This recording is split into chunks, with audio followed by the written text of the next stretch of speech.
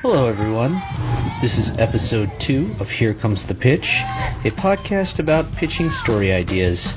Today's guest, Stuart Johnson, will be pitching a television action drama series that's comparable to the film Nevada Smith, starring Steve McQueen, and Netflix's The Punisher.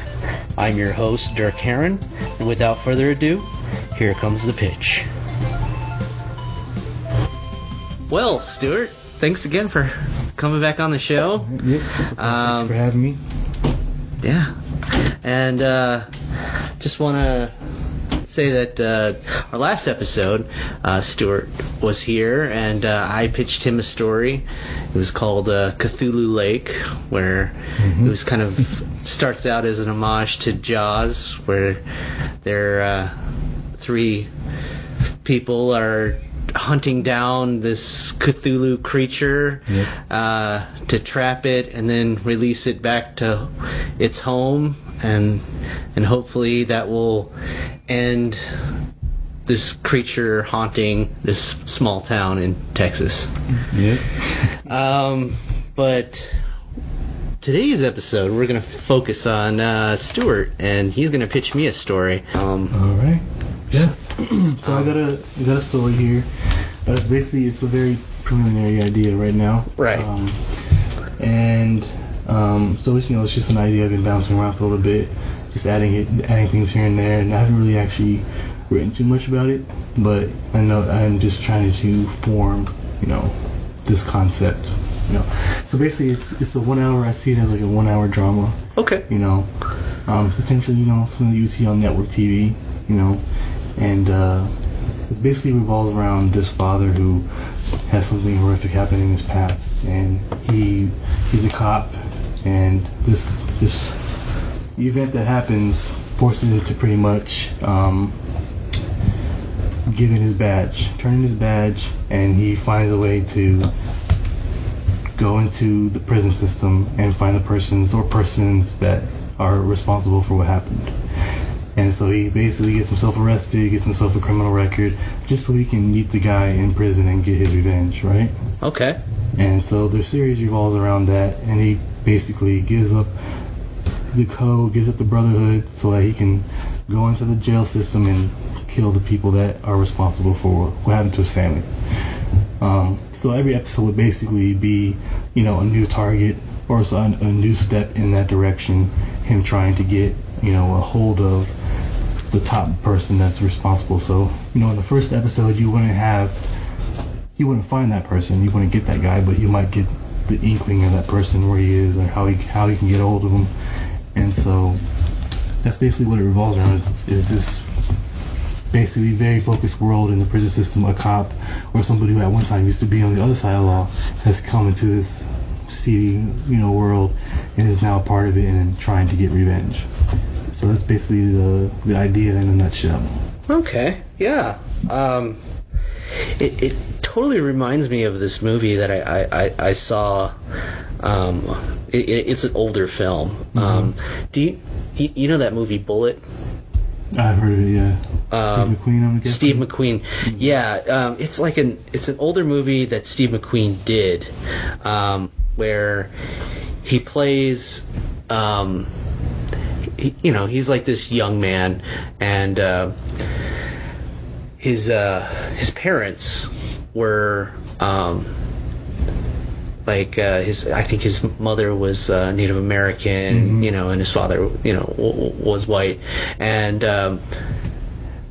they just had a farm and they lived a peaceful life. But then at some point, this gang of guys that were kind of like buying up the land came across them, and then they wanted their farm, and then realized that here's this mixed race couple, and they thought it was an outrage, and they ended up slaughtering his parents. And so this young man wants revenge, and he'll do anything to find these men and kill them. And it's a really interesting tale, because he at one point he has to get arrested, and because he knows that the guy, one of the guys that killed his parents is in prison, and like he's a part of this chain gang, and then finding people to help him along the way to make accomplish this goal, and he was just a farm boy, so there's certain times where depending on the character that he has to kill, he has to seem like a smart debutante, or at one point he has to be kind of like a gunslinger, and it's just like he has to become all these characters, and along the way like all these people are helping him, but they're also like trying to tell him like, man, this is like, you're so intelligent, you're a smart guy. Well, he's also illiterate, and so like that's why like this one guy teaches him how to read, so that like he's better aware of his surroundings and getting closer to the bad guys, and so it's just like he's he's like a sponge. He's like gathering up all of this stuff to help him along the way of his revenge, and it's a great movie. I couldn't tell you the name of it, but I think you should look it up. It's a Steve McQueen film. Things, like there's some things that I can imagine happening in the first episode, and it will basically just be a setup. And I would really want to keep the fact that I would want to keep what he's trying to do a secret, right, until the very end, and just throw that on you as like the cliffhanger for the episode, right? Like, oh man, you see a little bit of his past, what happened with his wife and everything. You see the way he's living now, and then you might know that he was a cop at one point, and then he gets thrown into jail, and it just seems like a natural progression. Like, he used to be a cop, he lost his way, and now he's on the streets living a certain way, and he's doing things and getting in the wrong crowd, and you're like, how did this happen? It's like one of the questions, like, how did this happen? How did he go from this to this? And then, you see him at one point he'll get arrested, and you just think, well, this is just a natural thing that happens, and then, boom, the switch on you is that this is what he wanted to happen. He wanted to be here. This is where he's exactly the same spot that he wants to be at right now. And then she just throw down the audience at the end of the episode and kind of throw him for a loop and set up the next episode. And I think it also be interesting to have characters or cops or detectives who might know him, that have their own agenda throughout the first episode, in terms of who they're going after. That kind of like adds a little bit of depth to the world, Right. I think that also too that could get him killed in prison. Them finding out that he was a cop or a detective, and so having to maybe touch base with those people that he worked with, and letting them know that the road that I'm going down, do not try to help me. I want you to forget about me. I have my own reasons, and leave me alone. Yeah, maybe somebody he worked with before, or even maybe the detectives that are on this case, or that are have their own agenda in this episode. They know him, and like you said, they already have a history together. And then it's like you said, you can't follow me on this journey. Like, this is what I have to do. Maybe they're trying to help him, but he doesn't want help. Well, and then maybe this too. I like that it's it's a prison drama. So you have to get to the main character has to get to a point where he has to buddy up with the right people to get him closer to the people that he needs revenge upon. And then it could even be to the point where he has to befriend the people that he wants revenge with. I think it'd be really cool to see him befriend somebody in the beginning, early, have him befriend somebody early. And in their interactions together, you see that everything seems honky-dory, everything seems good between them. They're building a rapport with each other. And and then you see him switch like that. Right. At one point in time, he's like, switch. This is one of the guys I need, you know. Right. And as the audience, like, oh man, like this guy is so like. It takes a special kind of person to befriend somebody, and then get them comfortable with you, and then just switch it on them so quickly that they can't, you know, and then go on the other side of the other spectrum with so much brutality, you know. So I think it'd be interesting to see that dynamic play out, where he's so manipulative, but he's doing it for a reason, and you don't know he's doing it until he shows you. You know? I'm sorry, I'm going to keep bringing back the Steve McQueen movie, but yeah, there's this one point in the film where he's in prison, he's part of a chain gang, and like he befriends the guy that he wants to kill, and it gets to the point where the warden hates that these two are inseparable, and he's gonna break them up. He's gonna like transfer one of them away, and so he knows that he needs to make his move as soon as possible, and so he escapes with him. Like he helps this guy escape, and so it's and so so they think that like he's like, man, you know, like he's like, you know, like you're one of the best friends I've ever had. Thank you for helping me. Like, you know, now I can start a new life. Like I could help you along the way. And then he kills him. It's like it's just like so brutal that like this guy has gone through so much with this dude, and then it never at any point in his friendship with this guy did he ever think that like, oh, maybe he's a good guy, like you know, like this guy was dead to him, but he would play the role you know, of this nice guy. And then I mean, that would be, I'm gonna have to watch the movie now because it's interesting. It's an older film too, but and it's a young Steve McQueen, and but I've seen it's, you know, like we don't have cable, so like a lot of the older movies, there's like I don't know, there's a Western channel on just regular television, and so I watched a lot of these old Westerns, and it's surprising too that like Westerns have never come back. They've tried, but and it's just, I think that especially for America cinema, that it's so prevalent in our past, and it's just never really come back. There's no. Quentin's been trying. Well, yeah, Quentin Tarantino's been trying, but then even then, man, like it's a real bummer about The Hateful Eight, that script being leaked, and then it's crazy to find out too that that when it was finally released to theaters, you know, he wanted it to be like in IMAX, to see it on the biggest screen possible, and then here's Star Wars Force Awakens coming out, and like it grabbed up all the big theaters, and so he couldn't get it played anywhere, and then you know, I ended up seeing the 70 millimeter version of it, which I was happy I did, because you know, it is a spectacle.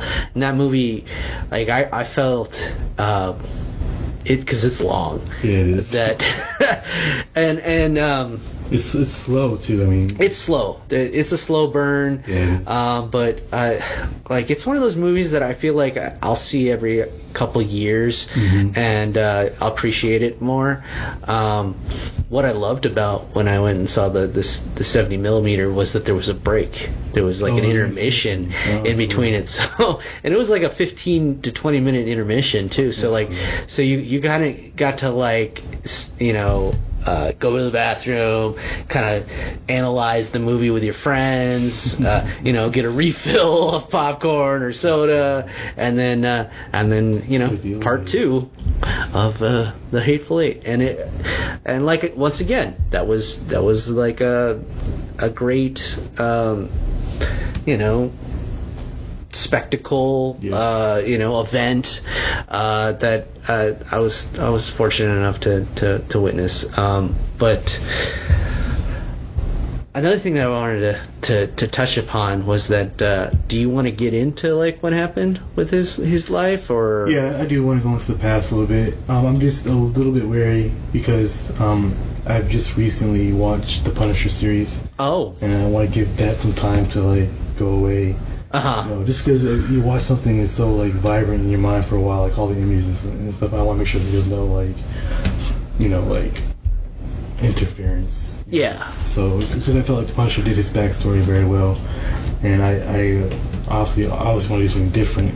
Right. And, so yeah, I want to go into his backstory. I just want to be careful about other stuff that's happened before and not make it feel like something familiar. Okay.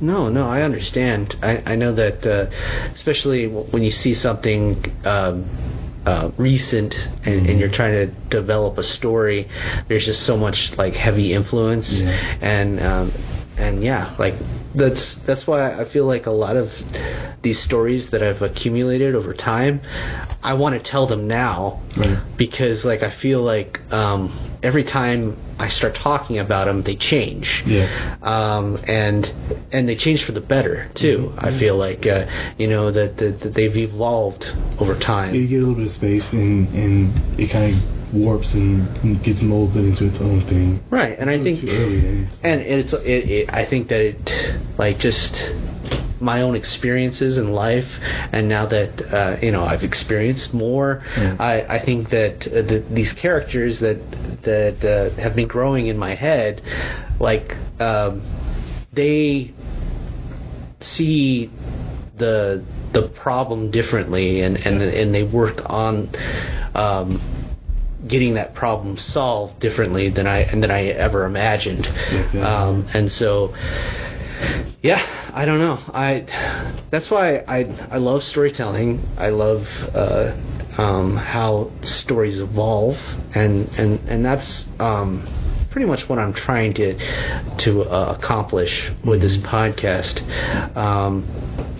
But yeah, I can understand. Like it's something like The Punisher, which I've watched like the first 4 or 5 episodes. It's pretty good.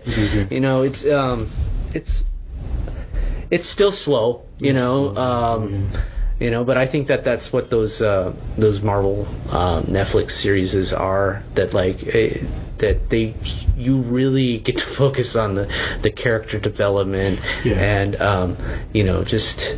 That's the cool thing about it. It's like you kind of get to take a little bit of time to explore his character and his past and everything, and then at certain points of the film you get to see it, witness it explode, go crazy.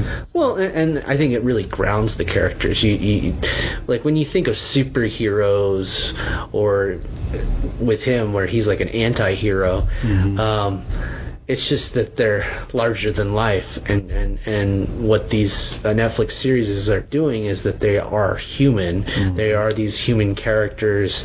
They have a past, and we're dealing with their present problems and how they how they take on tomorrow. Yeah, exactly. You get these characters. Like, you can't just start a character out, being brutal and not understanding why he's so brutal. Like, as much as it's horrific the things that he's doing, you also just want to understand why he's doing the things he's doing. And I don't have, like, a regular person, would never do these crazy things, but a regular person can understand why he would do something, and no matter how horrific it was. And it's like also, law-abiding citizen. He started. Have you seen that one with Gerard Butler? I think, is that the one with Jamie Foxx as well? Yeah, I've seen. I was kind of in and out with that movie. Yeah.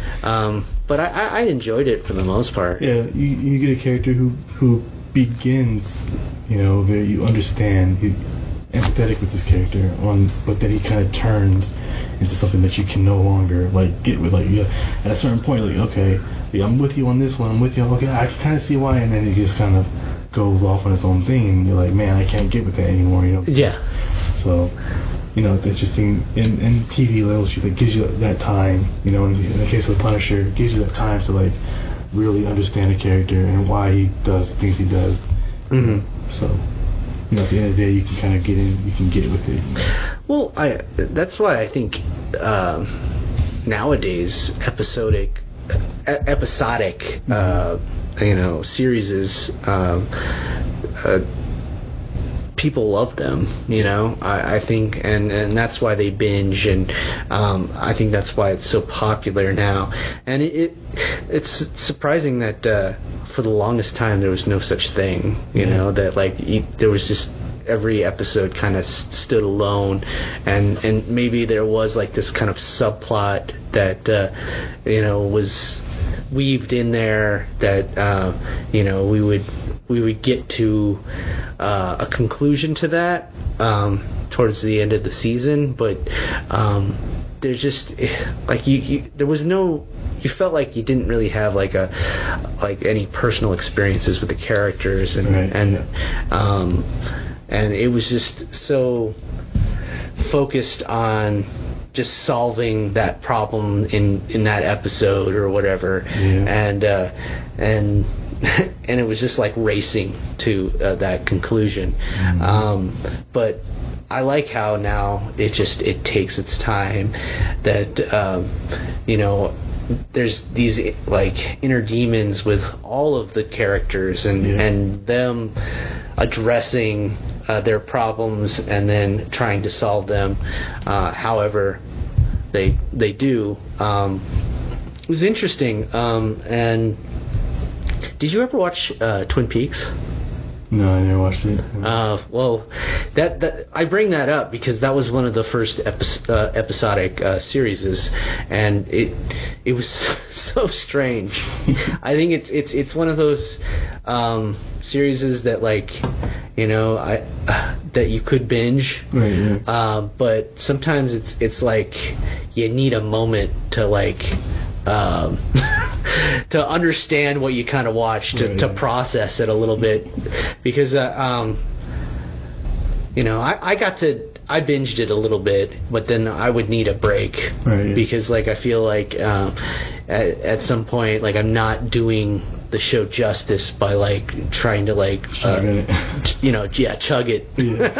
So that first season is just is incredible, and there's great moments in the second season, but like you could see how like the producers were getting a little antsy, and they had no idea where David Lynch wanted to go. Well, that's the other thing about episodic TV, which, you know,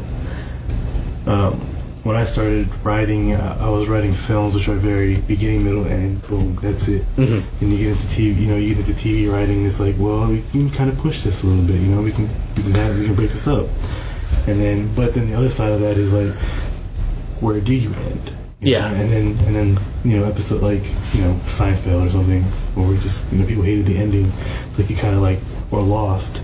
You know, which is like, we're just gonna go wherever we're gonna go, and then we'll find out how we're gonna end it later. You know. Yeah. You know, so I think that's one of the drawbacks.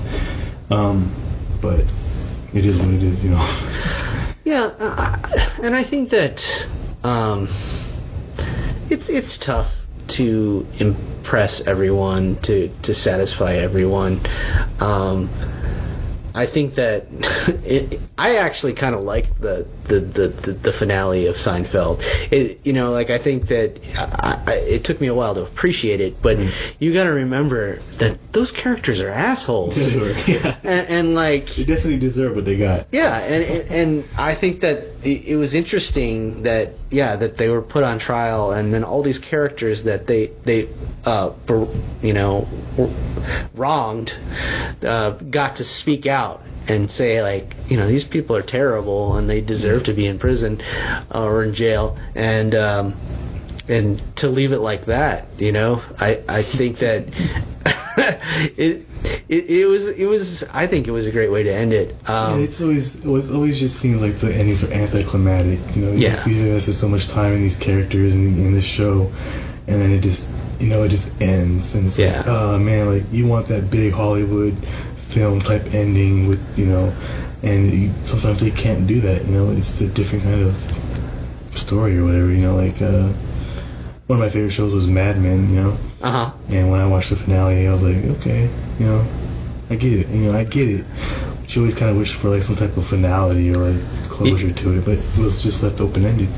Yeah. So, well, I never saw Mad Men. I think I watched the first episode, and I was like, I don't know if I want to invest in this. Like, it's just. It wasn't really my show, right, yeah. My type of show. Like like, but then I look at a show like what was that, Hell on Wheels or whatever, or not Hell on Wheels, but the with the motorcycles and everything. Yeah, Sons of Anarchy. Like that show. Like, I didn't find that appealing at all. But then, like, as soon as I started, like, kind of watching it, I was just like, oh, man. Like, even though it's kind of corny and everything, and it's so over the top, like, I started to really like those characters. And, you know, and I liked how it ended and everything. And now they're like, making the spin-off. Which that's the problem that I have right now with like you know, these popular series is that like now they're doing spin-offs of it, yeah. And I sometimes it works, sometimes it doesn't. Like I know that I didn't watch it, but I watched the first 2 seasons. But Breaking Bad, did you watch Breaking Bad? Yeah, I watched the last season. The last season of it. So you just skipped all the other seasons and were just like, I'll check out how it ends. Basically, yeah, just skimmed it and read the back of the book, and yeah. Yeah, but I hear Better Call Saul, which he was the character that was on that series, is really good, and I almost want to watch that because other than Breaking Bad, because I like that actor. So yeah, it's you know, shows like, you know, you have cable shows and you have network shows and you have shows like, you know, Law and Order that have been here for like 20 years, and every show is like basically its own little like self-contained story, you know, which in that sense it makes perfect. You know, you can go on forever. It doesn't really matter which Law and Order you pick. I could go season 17, I could go season 1. It's going to be like the same formula, you know. But you know, in terms of like how I tell stories and how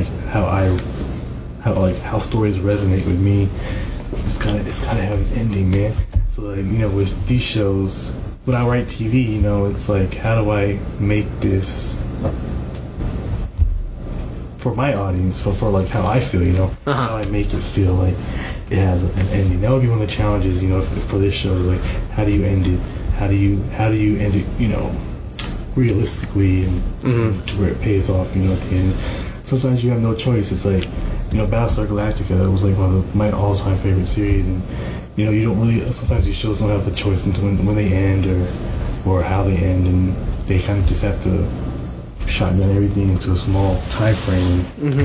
So as a creator of the show, I want to have that like, I want to end now and be able to dictate where my story goes, and you might not ever get that opportunity, you know. Yeah. Depends on what happens, how the cards lay out. Well, yeah, you know, that's one thing about movies or television. It takes a lot of people to get it made, and it's about money too. It's about money and finding an audience for it that they can somehow profit on and keep it going as long as they can. That's the thing about like shows like The Walking Dead. Do you watch The Walking Dead? No, I never got into it. Never got into it? No, it's too late for me to get into it. That's one of those shows that you could binge. It's just binge it.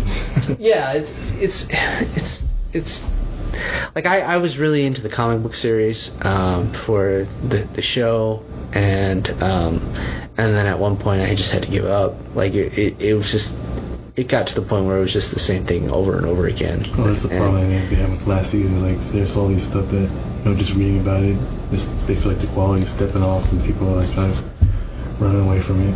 Well, you know, I think that it gets to the point where you're only watching it to see how long your favorite characters will last, and that's a problem right there. You know, I feel like that doesn't really take your story anywhere. But then there's stories that are like Game of Thrones. Do you watch Game of Thrones? Yeah. I watch Okay. it. Well, none of the characters are safe. But I think that there's just so many things kind of going on with that series, where now these characters have to like come together to solve this big problem, and It's gonna be interesting. yeah. So, man, Because it's the problem, the episodic nature of Game of Thrones, and you want to know, like, is it gonna fall into that same kind of trap, or is it gonna actually be like, boom, this is the end, and that kind of thing. So, but I know that they are doing like spin-offs and stuff too. yeah, I hear that it's like going to be like prequel stuff that's what they're developing right now. Yeah. So, which it's like that's fine because it sounds like there is an end. So, what is it, George R. Martin? Yeah. It's kind of surprising that his last book probably won't come out in time. Yeah. He's taking his time. I guess. Yeah, and I think understandable. yeah, and I know that they've worked closely with him with the show, and that they've used some of his ideas that to help along the last season. Right. Yeah.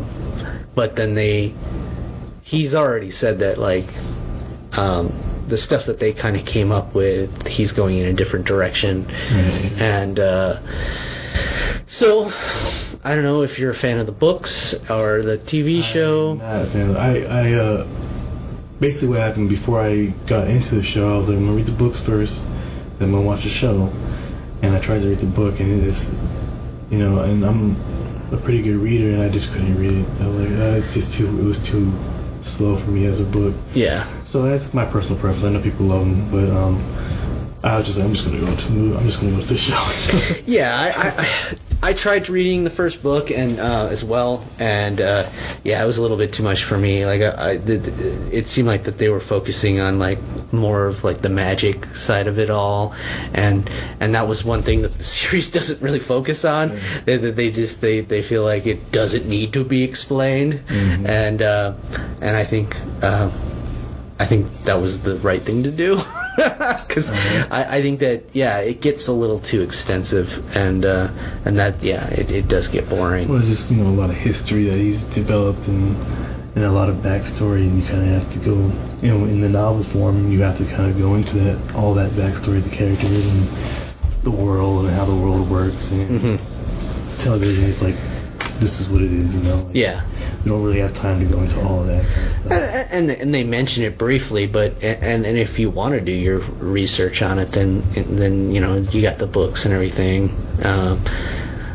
But also, I think that it gives it a rewatchable value to it as well. That there's just so much that their information that they feed you so quickly that maybe you missed the first time, so checking in again. It feels like these series that have like authors behind them, like original authors. Oh, I think that was you. Me? Or maybe it was. Oh, you pressed your phone accidentally. They have a little bit more focus behind them. With you have these authors that created these worlds, and then TV series and stuff are branching out from the original work. Feels like the focus is there because the authors already laid the groundwork. Right. TV series or for the movie. So I think that's a lot. That plays into why Game of Thrones is a little bit seems a little bit more focused than other series and stuff that come out. Yeah, I think that So it's nice to have that guy George R. Martin. Like, hey, by the way, this is the reason why they did this thing. Yeah. So it'd be a great thing to have him. Well, he's like the token of our time. So yeah. See, I read Lord of the Rings, and that book I love that book. and I couldn't put it down until I was done with it. As in contrast to when I read George R. R. Martin stuff, you know, I was like, it's just a different style, but Yeah. it was a lot easier for me to read, you know, Tolkien and then George R. R. Martin. Okay. Well, man, should we just wrap this up? Yeah. I think that you've got like this interesting idea. I love a little nugget. Yeah, it's you know, and once again, you know, it's a seed and it'll grow and and it just takes time. I think you know, I think some of the best stories shouldn't be forced. You know, I know they tell you that, you know, you should write every day and it doesn't matter if it's good or not. It's like getting it on the page. But then there's also people that say the polar opposite, where it's just like, well, maybe you should focus on like every sentence and trying to make it as best as you can. You know, I try to write every day. It's like writing every day is like, for me, I might start out like, oh yeah, I'm gonna write, but then I don't know what to write. I'm like just sitting there staring at the screen or whatever. I have nothing. So then it's just like, well, I'm just gonna sit down right here and you know, clear my mind. I'll watch a show, or I'll just take a nap, or you know, it could be, hey, I'll take a shower just to clear my mind. But that's not like that. That's my writing days. Like, you know, not even writing until I get to that point where like, okay, now I'm gonna put on paper. But that writing day could be some, you know, most of it could be not writing at all. So it's crazy. And I think everybody has their own little process that they try to, you know, work their way through their whatever struggle they have. Yeah, I'd say my process is like just sitting down with a cup of coffee, and lately this was a really cool exercise that I've been doing, because I've been working with watercolors, because, you know, I'm an artist. Like I'd like to think that like I've written some stuff, and you know, I have, like I was an editor for my community college's newspaper. I was also the cartoonist, so I wrote articles, plus I did editorial cartoons. And I also did that in high school as well. And then, like, of course, I told you about how I took some screenwriting classes. But lately, what I've been doing is like I just throw down some watercolor water onto, you know, my paper, and then I'll just kind of let it dry, or I'll just you know, move around the water on the page, and then the image will come up, and then I create these like creatures and stuff like that, and it's surprising that like most of the time, you know, I will see an image, or sometimes I won't, and then it's like, all right, so this is kind of like a background to an image that now I need to draw, you know, on top of it.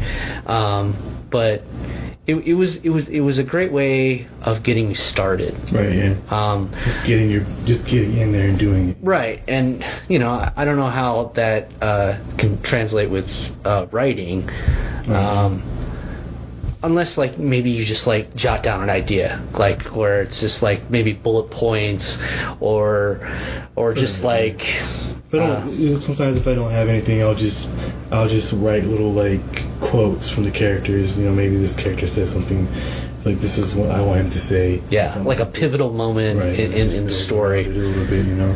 Yeah. But then you get somebody like, you know, Stephen King, who like religiously writes every day, and he writes I think they said like 5,000 words religiously every day, and it's like, that's crazy, you know. I wish I had that type of like, I could just do it. You know? Have you heard about his process though? Like about how like he spends 4 hours of reading.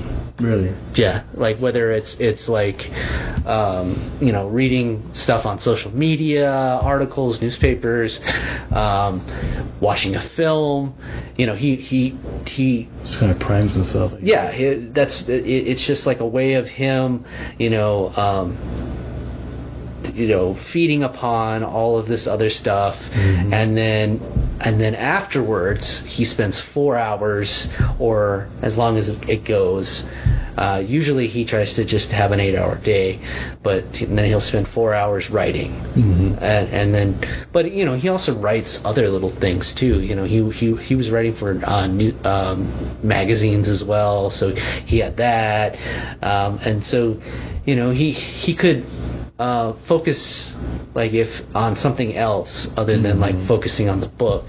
But I think that once you get started, then it allows you to just to fall into that hole.